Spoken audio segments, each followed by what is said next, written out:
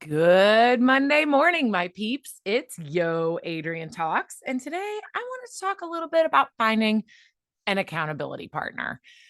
It seems easy, right? Everybody talks about how you just need somebody to keep you accountable. Just pick somebody, it'll be great. Well, I disagree. You need to think about a few things before you figure out who your accountability partner will be.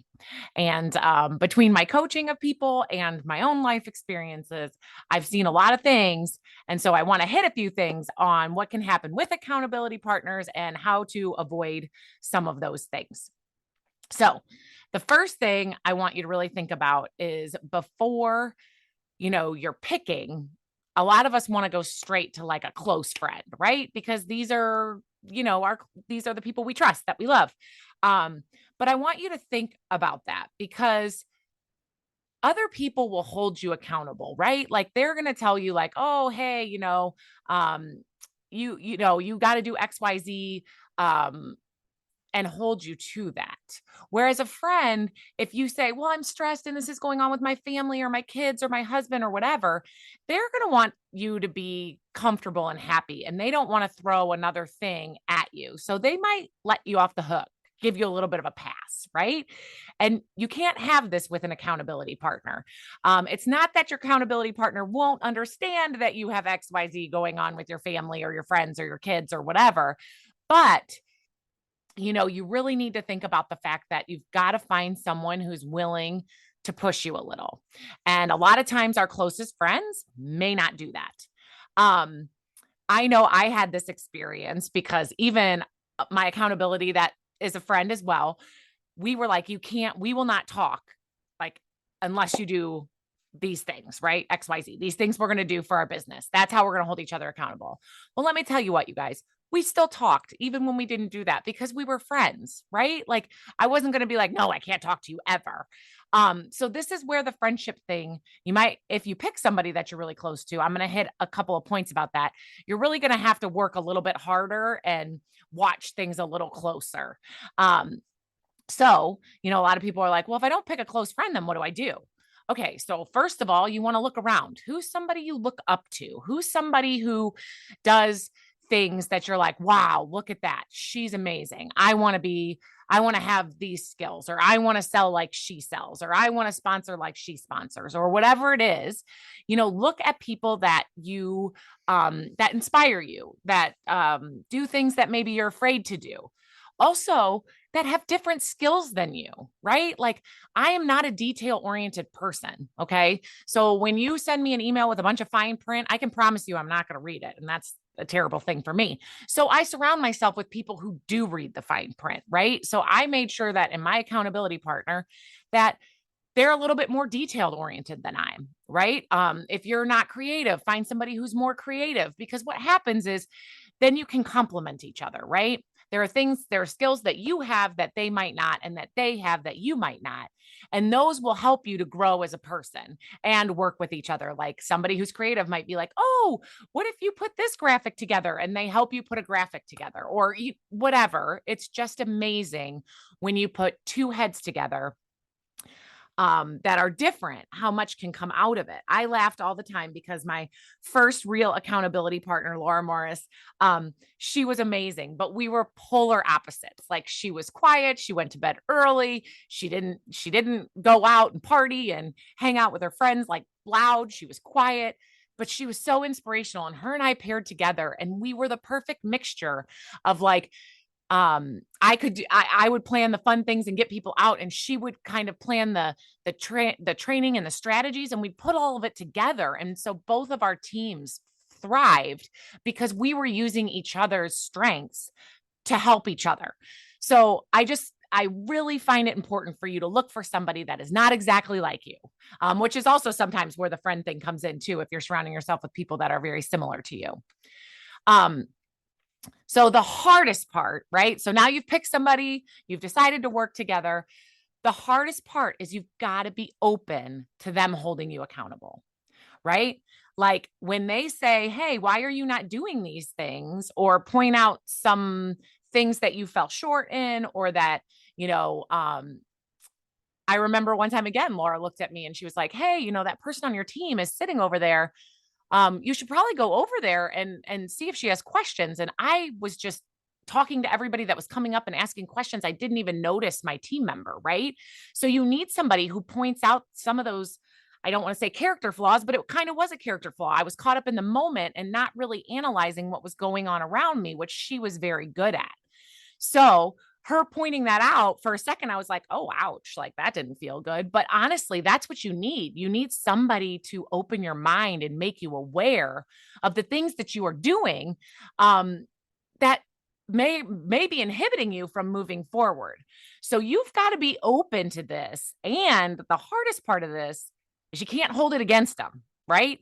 You have to think about it. So I sat on that for a while and thought about it. And I've really changed a lot of my behaviors because of it.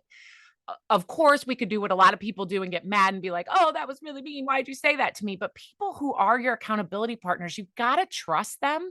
And you've got to know that they're just saying things to help you. And even if you don't want to change, like let's say I didn't want to, you can't hold it against them for just pointing something out. So this is one of the hardest steps, you guys. I'm not going to lie, because when you're falling short or you decided not to do something, when somebody says, why didn't you do it? We get a little defensive, and you got to leave the defensive out of it and know that that person is just trying to help you. Now the other hard part is when you pick someone, you got to make a plan. So whether you're going to talk weekly, bi-weekly, monthly, how you're going to hold each other accountable, we're going to message in between our calls, whatever you're going to do, you've got to talk and make that plan. Because if you just kind of throw it out there and see what happens, you're not going to really be holding each other accountable. And when you do this, I need you to really watch, because I deal with this a lot in my coaching, is that people find someone and all of a sudden they're always busy, or they have to miss a phone call because something comes up. And you know how I feel about the busy word. And I know the way of the world is becoming that way. But when you give a commitment, you should be committed.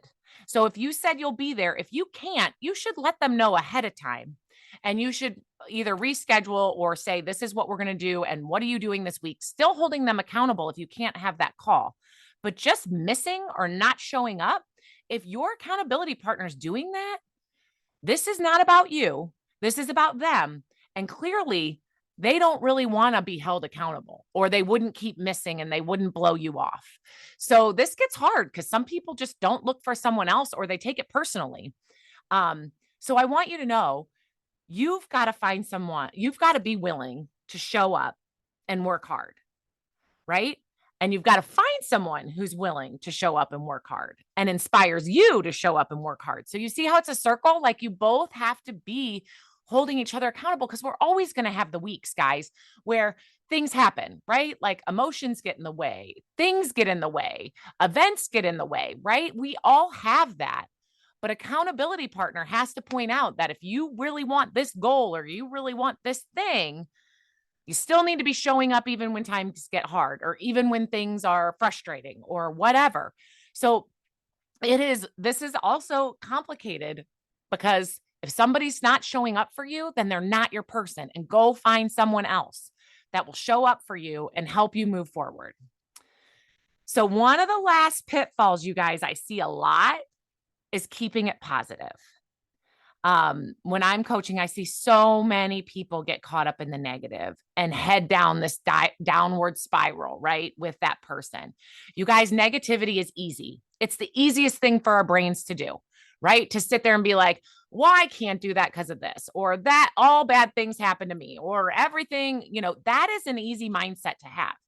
A hard one is to be able to say, I'm frustrated and I'm sad, but how can I handle this better? How can I turn this positive? What can I do to find a way around this? That is where the gold comes in, guys. You got to find somebody who, when you're kind of thinking negative, they can turn it around and say, all right, that's true. This ABC isn't the best scenario. This isn't great, but what can we do to make it great? Or what can we do so it doesn't feel so bad, right? That is what a good accountability partner will do. And again, just like in the last one, where you're going to have times you don't want to show up because life gets in the way, you're going to have times you're negative and they're going to have times they're negative, but you can't go down that path with them. And I've seen it time and time again where somebody's very positive and they get on the phone with a negative accountability partner, and all of a sudden they're not working. They're not doing their things. They're just complaining and nobody's getting anything done and no one's holding anyone accountable. So you guys, I really need you to keep an eye out for that. You really got to watch. And if you need to take a minute, okay, 1 minute, you got 1 minute, setting a timer. You tell me everything that's going on that's frustrating you, 2 minutes, whatever it is. Then you say, okay, I get all of that. I see where you're coming from. Now what are we going to do in spite of all that? Or what are we going to do to make all that better? Okay. So you guys, one of the key things with having an accountability partner is monitoring it. It is so easy to slip into friendship, skipping, or negativity. Those are 3 pitfalls all the time that I see with accountability partners. So I want to make sure you're evaluating your progress. Always watch and make sure that you are doing the things, because I'll even tell you another story. When my friend Rachel, who's my accountability partner, we got we're very close. We have a really good friendship. And for a while, we would say, okay, when we get off the phone, we're doing ABC, right? And then, like I said in the beginning, she was the one that we were like, well, if we don't do it, we can't talk. Well, we'd still get on the phone and talk. So we weren't using that as like an accountability.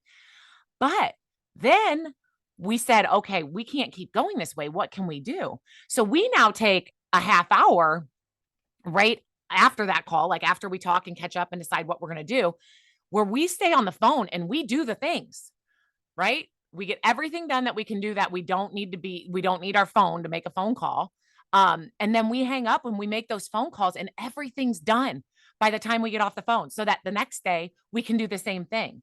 So do you see how that little tweak in our accountability relationship changed our trajectory completely, because we were letting each other off the hook and we were not following through with we can't talk if we don't do this. But then when we stayed on the phone together, yeah, it might be silent sometimes or whatever, but we also bounce ideas off each other. Like, oh, I'm going to ask this person to have a party. And then all of a sudden the other person's like, oh yeah, I have somebody like that might want to have a party. Or I remember a host that loved that.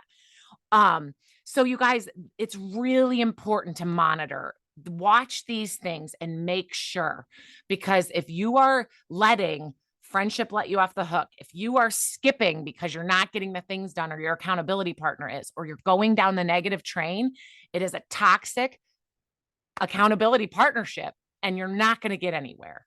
So I hope you guys take something away from this. And the major thing is, I hope you're always evaluating your accountability partner. And when things aren't going well, figure out something different, change it up. Find a different way to hold each other accountable, because I promise you, it can be what makes or breaks your business by having someone who shows up for you and is as excited about your wins as you are, and holds your feet to the fire so that you do those things you really want to do. Because the easiest thing, you guys, is to not do it. We know that. Our brains would love it if we just laid around, stayed safe, and did nothing uncomfortable. But we do not want to do that, because we are going to thrive, guys. That's what we're going to do. So you guys, I would love for you to come to the Facebook page. Tell us about what you're looking for in an accountability partner, or if you have one, things that you've done to really keep on the path of positivity, keeping accountability, and holding each other to the goals. So please come and share that in the group. And you guys, until next week, when Adrienne talks, realize the power is within you.